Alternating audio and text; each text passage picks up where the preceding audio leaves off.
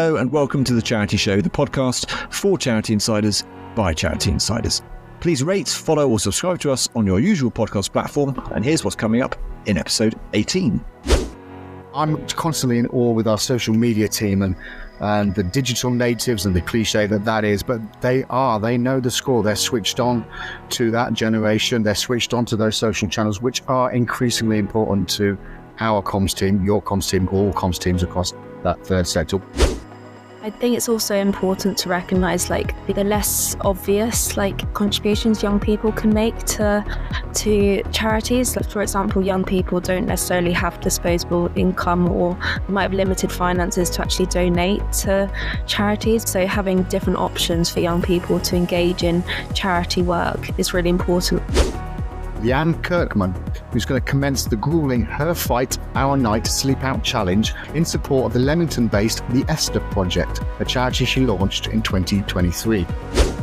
I also need somebody to tell me what on earth skibbity toilet means. What does it mean? You have a clue what skibbity toilet means, Piers? No, but you have just ruined my week because I Googled it and saw the videos and saw the tsunami of love for skibbity toilet.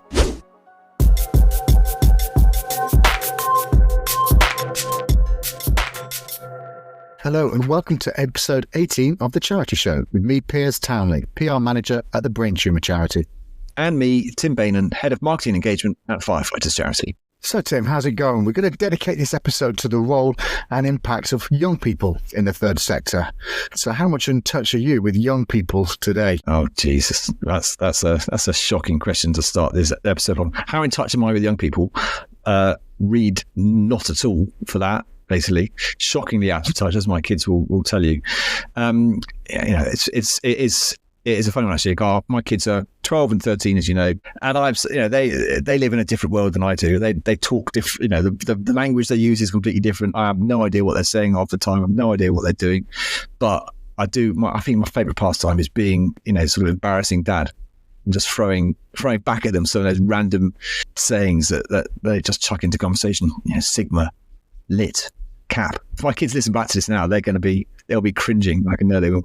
So I enjoy all of that. But anyway, no, in all seriousness, I think the fact that I'm out of touch is the very reason why we need young people in the sector. One of the reasons why we're sort of dedicating this show. I think taking a role in our charities in not every aspect of charity life, in their governance and their operations. That's where we need young people, because undoubtedly it's the young people of today that are the trustees and charity senior management of the future. So that's what we need to encourage for sure. And it's fascinating to hear from our guests today, who will talk much more about that as well. The other thing I think is really important, we can't have people who've been around as long as we have assuming we know everything either. I mean, we talk a lot about the sector, we've been around a lot, and we've seen a lot, but goodness me, I know that I certainly don't know half of what goes on and what needs to go on, and definitely we need to tap into that younger audience, I think, to get a clear picture of what those needs are out there as well. So really important that we listen. I think I also need somebody to tell me what on earth skibbity toilet means. That's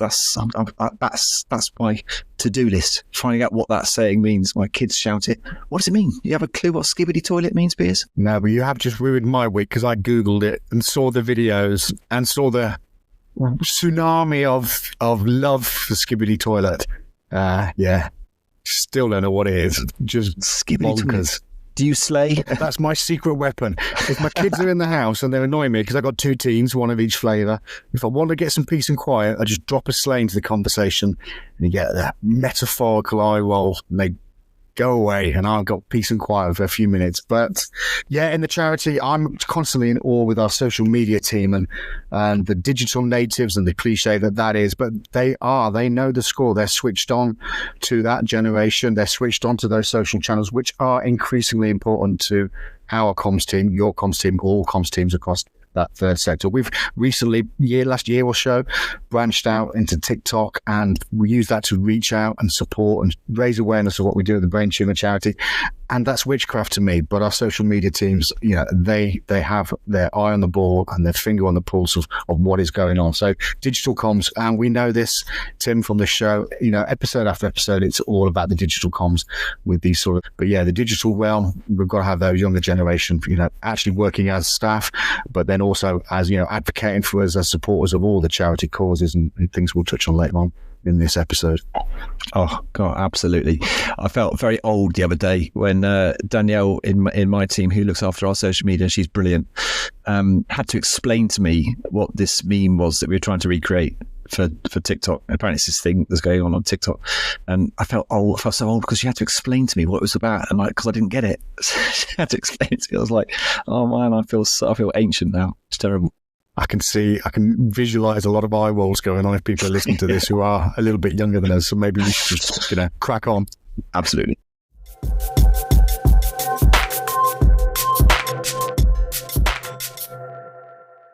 On the back of a recent report in partnership with the Young Trustees movement that found 40% of 18 to 24-year-olds in the UK would be interested in joining a charity board, what does the third sector look like for a younger generation? What are today's UK charities putting in place to nurture this cohort of charity staff, fundraisers, supporters, and future charity leaders? In this episode of The Charity Show, we have two fantastic guests sharing their charity experience, Mel Kelly and Katherine Hogan, both of whom are young ambassadors for the Brain Tumour Charity.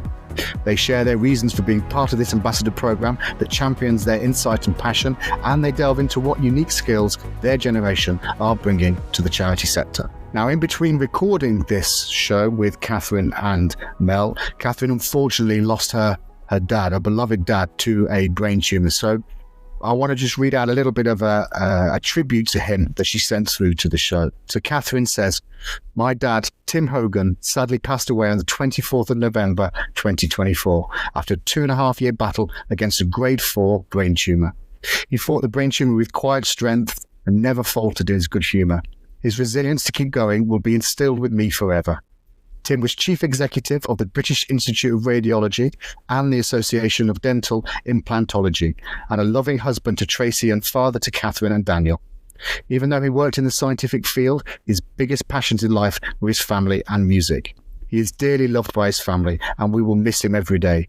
My heart is full of memories we share that I will never forget. So all our hearts from this show and all our listeners go out to you, Katherine, as well. Let's hear from Katherine and Mel from their interview that we recorded back in November.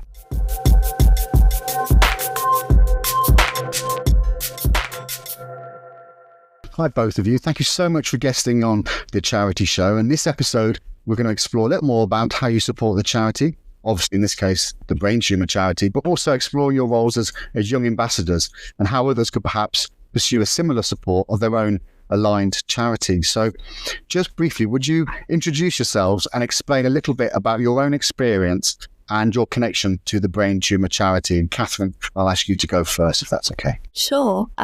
So hi everyone, I'm Katherine. I'm 24 years old, and my own connection of the charity comes from caring for my dad, who has a grade 4 glioblastoma.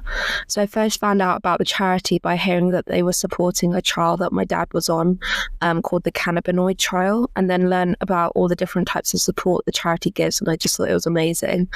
And I was really moved by the information they provided, as it was all just really helpful, particularly how authentic it was, reading people's experiences of caring for someone with a brain tumour, as I didn't know anyone else that was going through this at the time, and it got me really wanting to be involved with the charity a lot further. My name's Mel, and I was diagnosed with a brain tumour when I was 22. I'm now 24, and I came across the Brain Tumour Charity when I was discharged from hospital, and when I was diagnosed, I didn't know anyone else with a brain tumour. I'd never even heard of it, to be honest.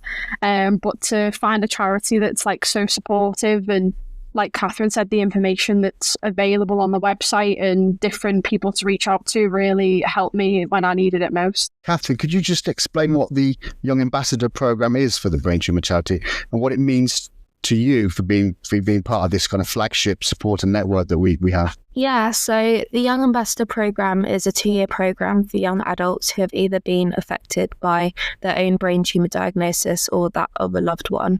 And there are 20 of us in total, and we can volunteer ourselves to be part of different participation activities, such as representing the charity at different events or helping to raise awareness on social media, fundraising, and just helping to shape the charity's services and resources. And I think what it means for me to be part of the program is the connection I have with the other ambassadors who just really understand what we're going through.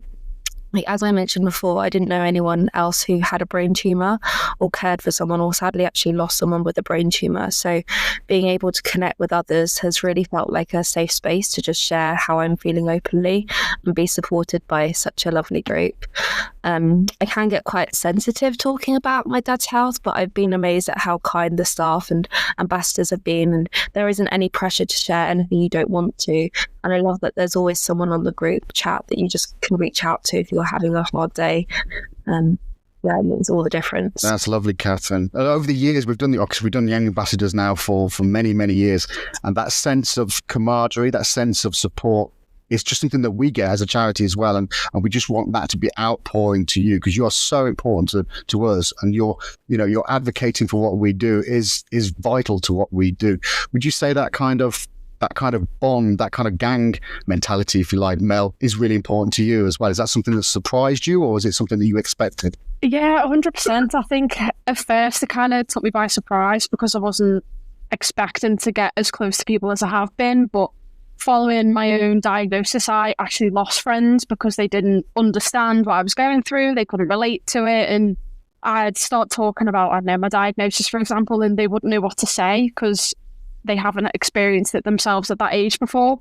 So to be able to connect with other young people that are either going through similar things or have a loved one going through similar things is really important for other young people and their mental health, especially when they're going through something like this. I guess, Mel, for you as well, that very personal lived experience is key to your role, isn't it? It's key to what you can bring to the young ambassadors and feed back into. Yeah, and it kind of helps me understand why I didn't know about the charity beforehand and how I can now help other people and share awareness of the charity as far and wide as possible, because the best thing that you can have in a time like this is a support network, and that's something that the charity provides, and it's vital, really. Yeah, that does sound amazing. Katherine, what I was going to say is there's a lot of responsibilities as a charity ambassador and everything else that's going on. We have busy lives. Yourself, you're a trustee for Young Minds. Is that correct? How do you take all this on? How do you manage to balance all of that, Katherine? I say it's quite difficult, but I'm very passionate about my different roles that I have. And I think it really stems down to being able to prioritise your time and aligning your values to the cause and just being really clear about your role within the charity that you're involved in and the impact you want to make. So when you're passionate about something, it feels less like an obligation and more like a meaningful priority. So it doesn't really feel like extra work at the end of the day because you're enjoying what you're doing. I think you just have to be really realistic and honest about how much time you can give. And I work full time whilst also being an ambassador and trustee, so you have to be honest about how much time you can give and make the staff work with your availability. It's amazing, Katherine. I hats off to anyone, and I in the nicest way. I find it really inspiring that, obviously you're a generation below me, that you are so passionate about a cause. I mean, we hear so much about apathy and how do we get people on board with charities. There was a recent report that said the younger people are becoming more interested in charities, and in particular in charity trustees. Do you think overall, Mel, that your generation are becoming more driven, more passionate about causes such as these? I think so, yeah. It's a big difference to say 10, 20 years ago. It was more like older people or maybe even people that are retired and stuff like that. But I think nowadays there's more access and availability to, I don't know, social media or everything is at our fingertips now. So if we don't know something, we can just Google it or ask someone else. But I think that's also very important when it comes to young people being trustees and allowing them to step up, because at the end of the day, we're doing this for our generation and the next generation as well. And I think to have young people and young voices on board is a really good start to the next generation. Yeah, it is really powerful, isn't it? I mean, we find this as well. Things are moving so fast, and the comms is moving fast. Social media is moving so fast. It's about nurturing so that you can really drive a cause and really push it forward. Katherine, would you say that's kind of what you always think about it as well? Yeah, I think it's also important to consider like the cultural context that young people are in today. So a recent Young Minds campaign, it was called A Million Pressures, and it described like the different pressures young people are facing today, like whether that's in education, employment, the climate crisis, or the crisis of living. I think it just normalizes young people wanting to participate in activism further, and I think a lot more social movements becoming more youth-led, and I think that just shows young people aren't just interested by social change, but they're actively just wanting to be part of it as well. Yeah, it's vital to the work we do. Our policy and our campaigning drive, alongside the research, alongside the support we do as a charity. I think you're finding a lot more. We see a lot more campaigning and policy from a lot of different charities are jumping on and really sort of accelerating that, especially with the new government. They're seeing it as an opportunity to try and drive some real change. I can say now, the way I know you very well is you joined our call for our national brain tumour strategy, our launch at Westminster, which is part of this drive and is part of this policy. Would you say that's one of the most standout things that you've been involved with so far in your role as a young ambassador? Probably, yeah. I mean, it was a very wet day, but we still managed to get out. We still managed to carry on with what we set out to do, and I think it's very important that we all went out in our red coats and we were all out there raising awareness and making a noise about it, really, that stuff needs to be done and action needs to be taken, whether the old government got in or whether it was now obviously Labour, but the action needs to be taken. Like, we know that brain tumours are the biggest cancer killer for people under the age of 40, and there's not a lot of research and funding that goes into it, and obviously the Brain Tumour Charity are one of the biggest when it comes to research and finding those clinical trials and stuff like that. But I think it's probably one of the biggest things that I've been involved with, to be honest. But it was nice to go down.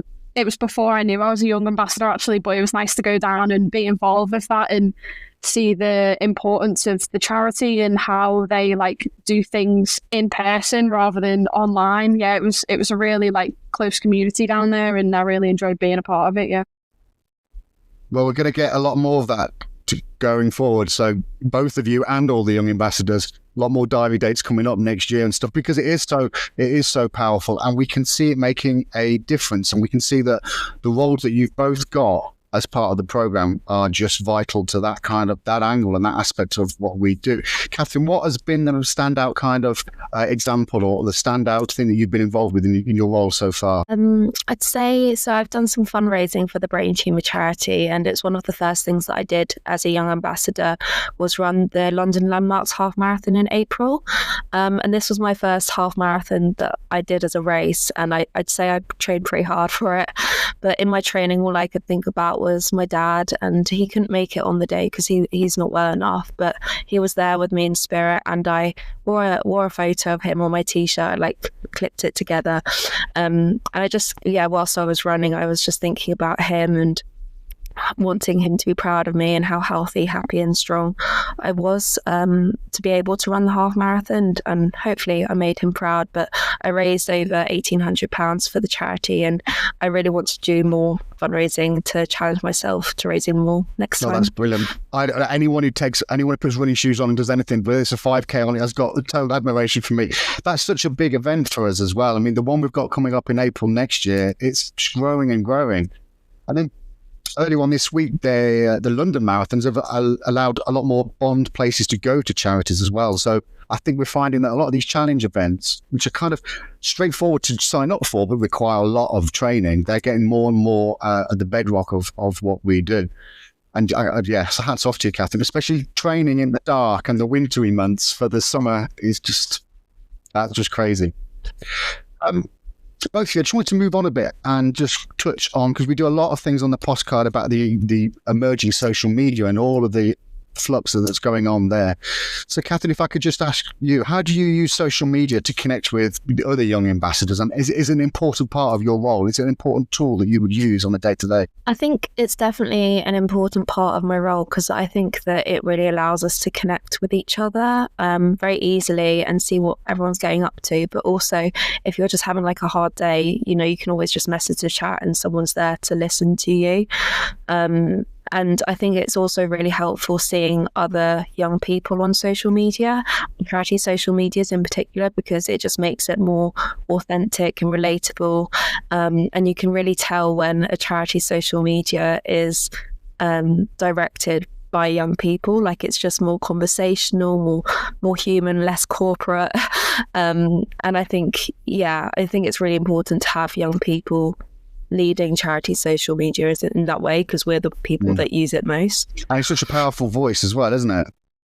Katherine, what channels do you mostly use when you're, say, socially, but also when you're relating with the charity? Which is the most important ones, do you think, or which ones do you think will be more important going forward? I think Instagram is very important, and also we use the WhatsApp channel for the young ambassadors, but Instagram, because it's so easy to just share something that we've got on the young ambassador Instagram page, or then post it and then tag it to the young ambassador Instagram page. It's just a really easy tool, and you can also message the other young ambassadors on that tool as well. So I'd say Instagram and WhatsApp.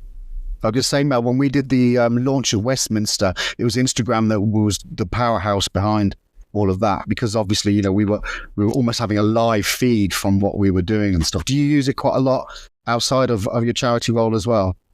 Yeah, I'd probably say Instagram as well, and like stuff that the charity posts I share, and then it's all over my socials as well. But I've seen that as well. Like, there's been a lot more activity on Instagram than anything else when it comes to charities at the minute, and I think that kind of then engages the younger audiences, even if they haven't been affected by it. I myself have, and then I'm sharing it to all my other friends, and then they're seeing it as well, and seeing the impact that the charities have on real life people, i.e. myself, and they can then follow it then and be involved with the charity online as much as I am.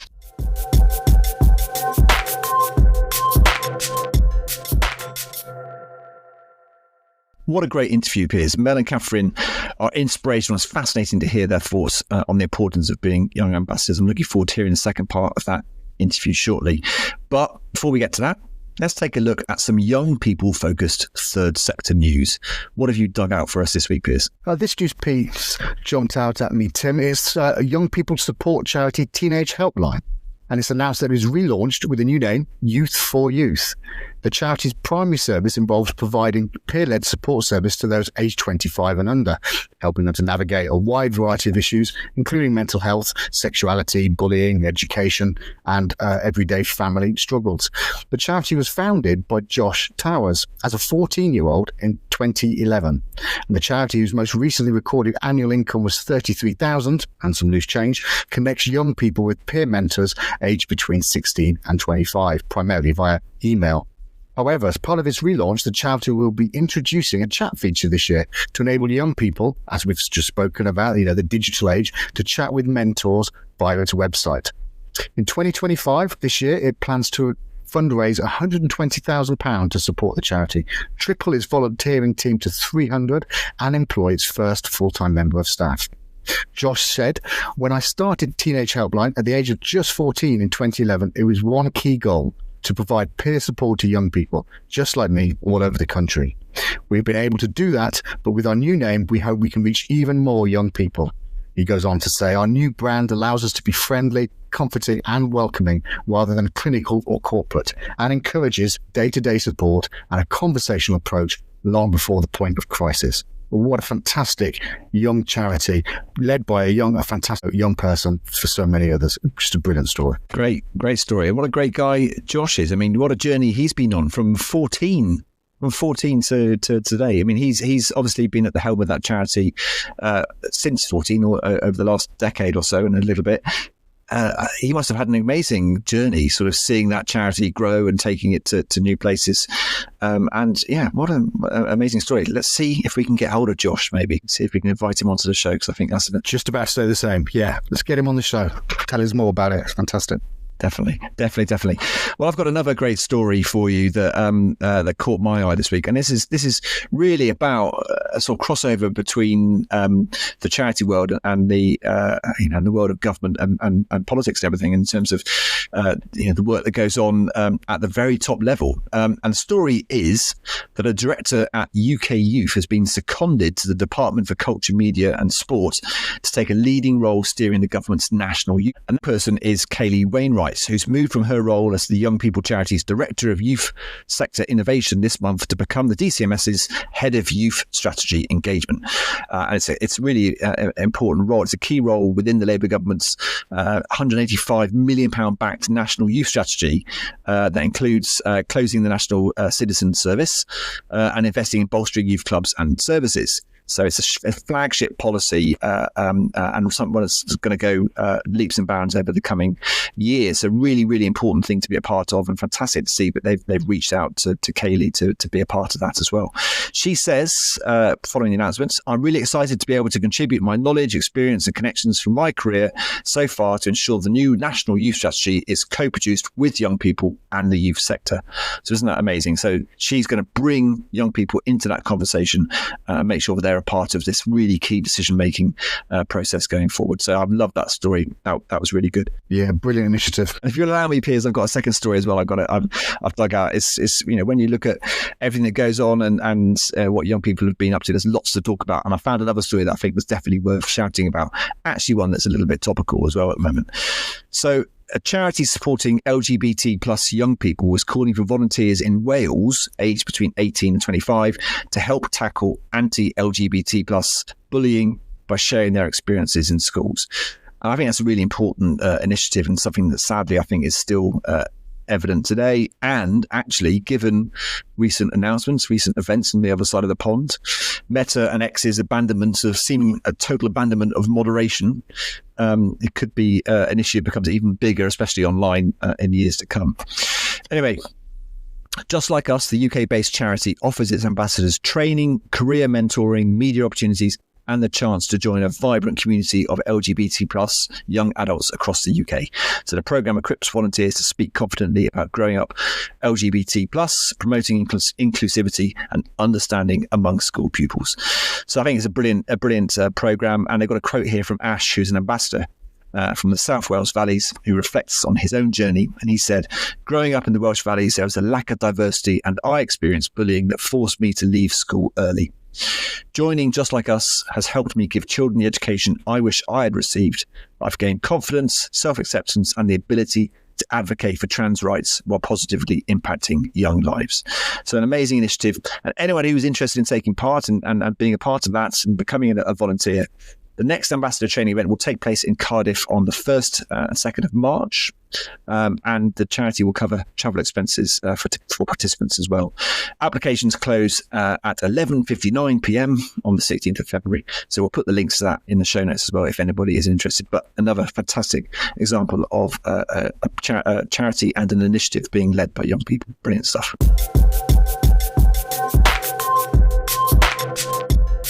In part 2 of Mel and Katherine's guest slot, they explain the challenges of their personal connections, what advice they'd give to other young wannabe charity ambassadors, and explore the assertion that their generation is more devoted to causes than previous ones.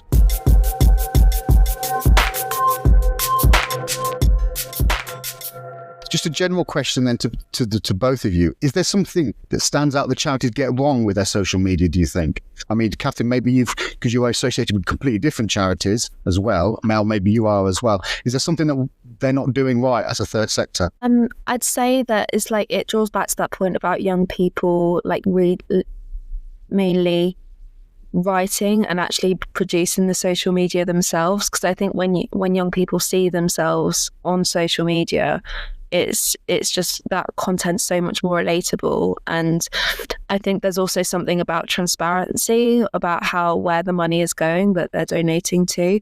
So I think that charities that don't openly share how funds are used or the specific results of how money is being spent can really struggle to build trust with younger audiences. So just clear, honest communication that is driven by young people, I think, is really important. Would you agree? Yeah, I think nowadays, we're in a cost of living crisis, and if young people do donate to charities, they want to know where that money is going and the effects that it has on the charity and the people that they work with. And I think that's very important. And because the Brain Tumour Charity supports young people, it kind of goes hand in hand. And if young people are donating, they want to see that it's supporting or maybe helping other young people. So the Young Ambassador Programme, for example, we all applied for that, but it's now how we can use that role across social media to engage other young people, whether it be donating or just sharing charity posts or whatever. It's all about trying to engage the young audiences as best as you can, I think. I guess more so now than ever then as well, isn't it? There is that direct line between what a charity stands for and literally what it's doing on a day-to-day basis, and that accountability. And as you said, Katherine, that transparency for any charity has got to be at the paramount, hasn't it? Definitely. And I think it's also important to recognise the less obvious contributions young people can make to charities. For example, young people don't necessarily have disposable income, or they might have limited finances to actually donate to charities. But so having different options for young people to engage in charity work is really important. Whether that's volunteering, producing social media, sharing of their posts. I think, there's different options as opposed to just donating. Yeah, it's opening up that aspect. I don't think that was possibly as good as it is now for charity generally. As you say, 10 years ago, or maybe even 5 years ago, it seems to be a lot more able to engage with the cause of your line. I think it's more accessible now in terms of social media. And like you say, if you look, say, 10 years ago, we didn't have half of the stuff that we have now in terms of social media. But even say TikTok, I mean, I don't use it, but I scroll through it every now and then. And even apps like that, you see a lot of young people just flicking through, and if they can flick through and see something about a charity, then they might repost it or share it. And then, like Katherine said, it's not about necessarily donating, but more raising awareness of the charity and sharing the things that they do online in order to support them that way as well. So I think social media has a massive part in it, to be honest, and gaining that young audience as well through social media is massive nowadays as well. It's a massive drive in us and our comms team, and other charities we speak to as well. Firefighters Charity, Tim would say the same as well. I suppose the flip side, and it's something that we have to be very, very conscious of as a charity, it's almost like a duty of care, because you can be so close to your cause and it can be 24/7. I mean, you both know this much more than I do, that it's sort of switched on culture.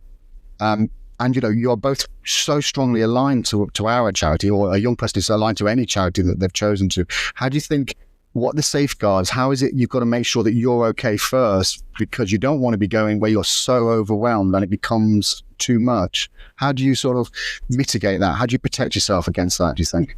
I think it's just important to surround yourself with people that are aware of what's going on and have close connections with family and friends. But even like Katherine said before, the WhatsApp group of the Brain Tumour Charity, or even the members of staff that work there, they're all about safeguarding us and protecting us from what necessarily might not be a good thing, or whatever it could be, I don't know. But just being able to surround myself with people when I need them most, or if I've had a hard day or things are getting on top of me, knowing that people are there for me to talk to, and the WhatsApp group especially. And because people know what I'm going through, it's more relatable for them. Like I said before, my friends who haven't necessarily been through it might not understand, but there's people out there that do, and I know that they're always on the end of the phone if I need. Yeah, I agree. I think it's also important to recognise that it's also just a really sensitive topic, and we all have different lived experiences of brain tumours, that we're all just really respectful of each other.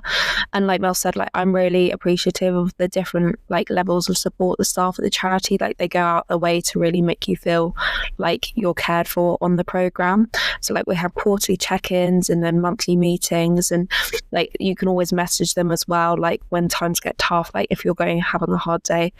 But I guess the way that I safeguard myself as an ambassador is also just recognizing like when to opt out of opportunities that might be a bit too triggering, or you might just not have the time to take part in.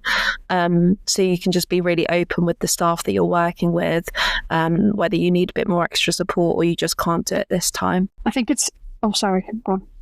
I think it's just being aware of that, isn't it? And like you said, Katherine, you're a trustee for a different charity and you work full time, and obviously you're doing the Young Ambassador stuff as well. And I think it's knowing how much you can take on before it then becomes a problem, say. And obviously it's a difficult topic as well, and it's a sensitive topic, and then you obviously have to make sure that you're looking after yourself as well as then raising awareness or being involved in charity work. So I think at the end of the day, like we are our own priority, and I think it's important to recognise that, but I also think it's important to lean on people when you need them most, and being able to be aware of that is very important, especially in today's day and age. Like we say, with social media, it's very easy to just get sucked into it and not take time out to check in with yourself physically and mentally, rather than just scrolling online. Yeah, I'd also say that what I really like about the program in itself is that the staff like never pressurize you to do any participation activities that you don't want to be part of. Like they make sure they're really inclusive and accessible. So that, for example, like they ask us what day is the best day to have our monthly meetings, like what's the best time of day, so we have them in the evenings. So yeah, there's just never any pressure to do anything you don't want to, or even just if you're not in the headspace right to do it right then, they'll accommodate that. And the program is 2 years long, so you have like a long time to make a difference and beyond that as well. I guess that speaks to working. You're working alongside it. You are part of the charity. You are working for the charity, but it's more than that, is what I'm trying to say. Do you know what I mean? You are so much of what we do. That's what makes that program stand out. I'm not sure whether you would have any other experience, Katherine, maybe you do. Do you see similar programs in other charities, or would you like to see those sort of programs in other charities? I do see similar programs in other charities. I think more charities are definitely increasing their youth participation. I think there's quite a long way to go in making more charities youth-led, but I think charities are on their journey to it, and understanding like the power dynamics that can bring within like decision making, for example. Just recognizing that and acknowledging that and taking action on that is quite a journey for different charities. But yeah, I think the Brain Tumour Charity is a really standout charity, an example of that. Would you agree, Mel? Yes. Yeah. So I'm involved with other charities as well myself, but I think like Katherine said, the Brain Tumour Charity are definitely standing out in terms of having the Young Ambassador program, and like us being able to shape what like the young adults team, for example, put out there for other young people going through similar things. And I think it's very important to have a community within a charity that is youth-led, because we're the ones that have had the experience, or we're the ones that are going through it. And I think no one knows anything. No one knows how you go through it until you've been through it yourself. And I think to have that direct impact upon the charity is very important, especially when it comes to young people as well, and their influences on the charity, and how that might then lead them on to the next thing or whatever it might be. I think it's important to allow young people to speak up and give them a voice. So this sort of role, the roles that you two have, and these sort of programs that you two are part of, and other charities obviously have got their own versions, they're just going to become more and more important, aren't they, really? They're going to become a bedrock of third sector, of non-profit organisations generally, aren't they? I hope so. I think, yeah, as more young people see themselves within charities, like, so there's more long-term involvement and sustainable like relationships with young people, between charities and young people. I think it really helps young people feel more invested and just gain a deeper understanding and connection to that cause.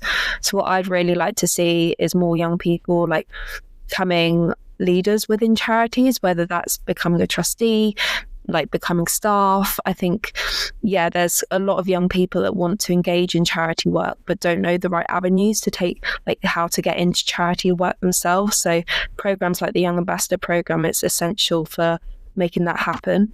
it kind of bridges the gap, doesn't it, between young people not being able to get involved with charity and then young people actively being involved with the charity. And I think that's important and vital, to be honest, because like we said earlier, we're the next generation, and allowing us to speak up and shape what might happen in 3 or 4 years' time down the line is very important to the charity sector itself, and allowing young people to be a part of that, I think, is crucial to society itself in general and the steps that we're making towards the future. It's such a powerful connection, isn't it, for a charity to have that?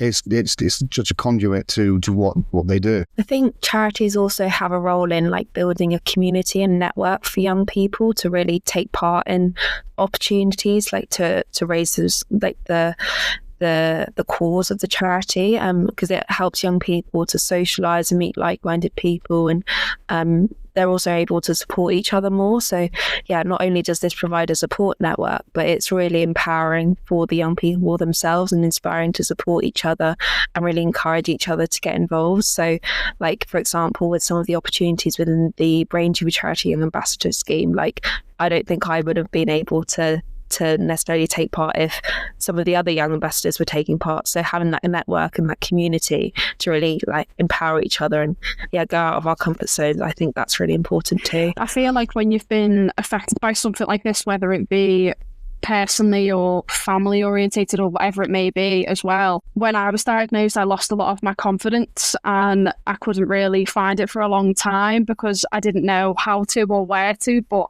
engaging with a charity that has other young people involved that have been through similar things brings that confidence back up and like shows to you that you're not on your own and you can get through it. And people have different people may have got to the charity in different ways, but at the end of the day, when we come together at the charity, we're all there for the same reason, and we're all there to help each other and build each other up, and we're all within a positive environment. And I think that's very important. And like in today's day and age, especially with social media, there can be a lot of negativity out there towards young people, and I think sometimes they get it wrong. And being able to get involved with charities and meet other young people that are going through similar things shows that we're not all bad people. You know, there are good young people out there, and we are able to connect on a deeper level, especially when it comes to charity, and being able to fight for a cause that we all firmly believe in is really special, that we can all do that together rather than on our own. Yeah, it is really, really powerful. So to that end then, Mel, what would you advise other young people who wanted to get involved with their chosen charity? Would it be a case of just do it, or would it be a bit more to it?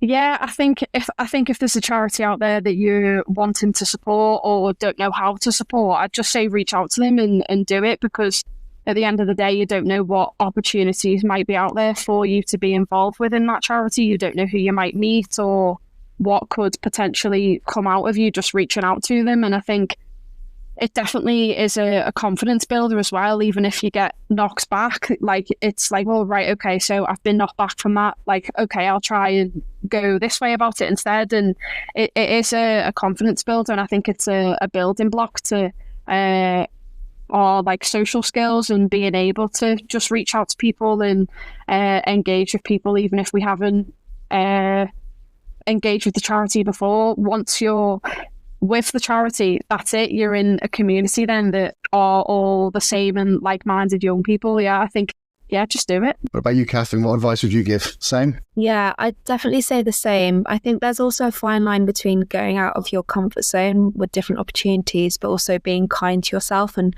not putting too much pressure on yourself if it gets too much. So yes, you can gain so much confidence from participating and sharing your story, and it's very rewarding and really empowering, but also knowing when to take a step back is a skill in itself. And that's something that quite a few youth workers that I've worked with that have taught me that. Like, it's okay to be vulnerable and great to put yourself out there, but don't worry too much about what other people are thinking.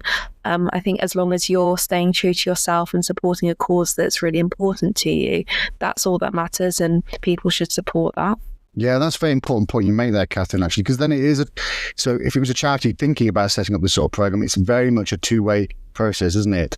because it's a duty of care from both sides. And as you say, you have to be first, look after yourself first, otherwise you can't contribute or you can't be do what you need to do. It's been brilliant speaking to you both. I'm really, really honoured to speak to you both. Thank you so much. But before we wrap it up, is there anyone or anything that you want to shout out to that supported you, that continues to support you, that continues to inspire you? Katherine, what? Well, I'm going to be really cheeky and say 2 people, if that's okay.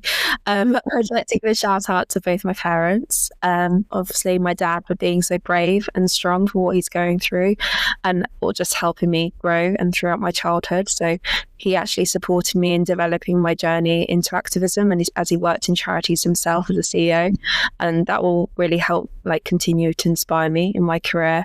And then obviously my mum gets a shout out for being incredibly strong and always wanting to support me, no matter what. I've struggled with my mental health as I was growing up, and she was always there by my side. And I wouldn't be here without either of them.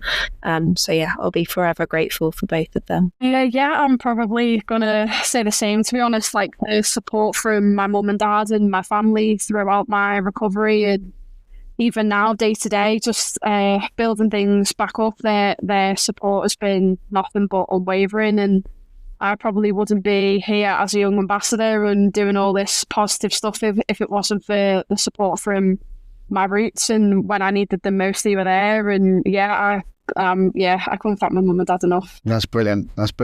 And just look, personally as well, thank you so much for everything you do. The Young Ambassador Programme, when I first started the charity, nearly 10 years ago now, it was this is an amazing thing that we need to nurture and develop.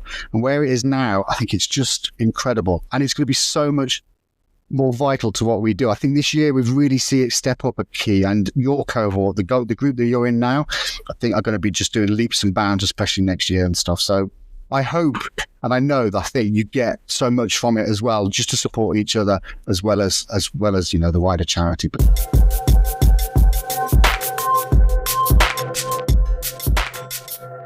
In each episode of the Charity Show, we want to celebrate our sector superstars. That shouldn't be news to anybody. Now we do it every week, but those incredible people working, volunteering and fundraising across our sector, we want to hear about them. And you can nominate your deserving colleagues, volunteers or fundraisers. Just email us at thecharityshowpod@gmail.com or get in touch through the links in the show notes. You can even send us a voice message if you want to, that we'd happily play out in the next episode. So, who are your young superstars of the week, Piers? I've been caught by attention was the sleep outs and the various sleep outs that happen across the country. Always kind of drive my enthusiasm. And this fundraiser, a passion for supporting vulnerable women, is driving her mammoth mission to sleep on the streets for 10 consecutive nights in towns across the UK.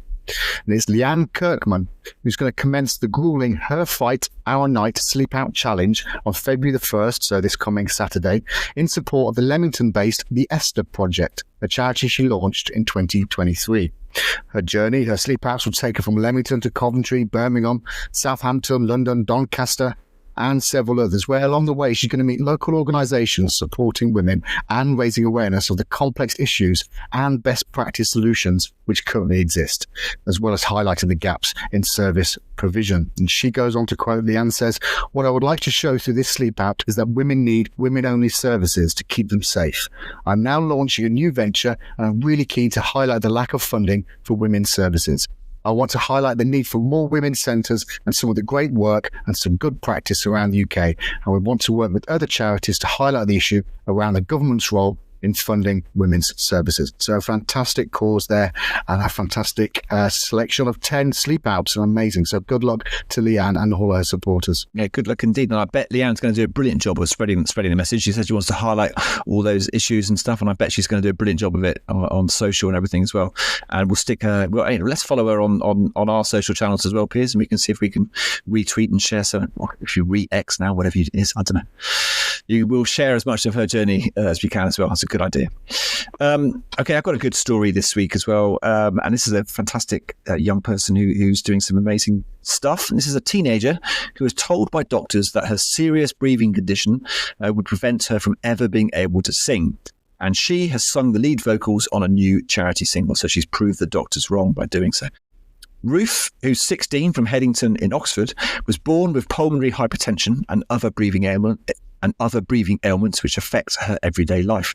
She's a member, though, of the Sunshine Choir, a group of budding young singers who have all experienced a serious illness and been supported by the brilliant children's charity Rays of Sunshine. Now, their song, Rainbow, was written by the choir and reflects the members' own lived experiences with their various illnesses. The group recorded the song at Universal Music Group in London and were helped by Afrobeats musician and producer Silverstone. Again, somebody I'm sure is on your playlist regularly, please. Ruth, who sang lead vocals on the single, said, "Writing and performing Rainbow was an incredible experience and one that very accurately reflects my joy to be a part of the Sunshine Choir." So again, an amazing young lady, amazing thing she's doing, and good luck to her and the rest of the choir with that single. Again, we'll put the links in the show notes and we'll see if we can share on our socials as well. But another brilliant example of a young person overcoming personal adversity and doing something brilliant. Great stuff. Great story, Tim. Yes, and you do know my playlist, obviously. That track is on there. Yeah, I'm sure it is.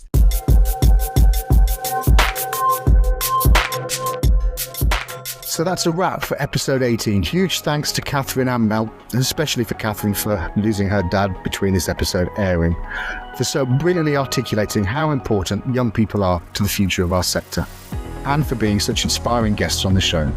There's plenty more third sector insights to come over the next few episodes, Tim. Absolutely, Piers. We've got lots coming up. We're going to be taking a look at the importance of film for charities. We'll be discussing as well the power of collaboration between charities, and we're finding out how different charities of all sizes can find and work with celebrity ambassadors. And don't forget, you can be part of the show too. Whatever your role in the third sector, just send us your voice messages or get in touch through any of the links in the show notes to share your stories and tell us what you'd like us to cover. And of course, we also want to know who your superstar fundraisers, volunteers or colleagues are too. So head to the show notes and share how brilliant they are with the rest of us. And in the meantime, please follow or subscribe to us on your usual podcast platform and leave us a review, both of which will help others to find the show. So that's it for episode 18. Thanks for listening. Take care, and we'll see you for episode 19.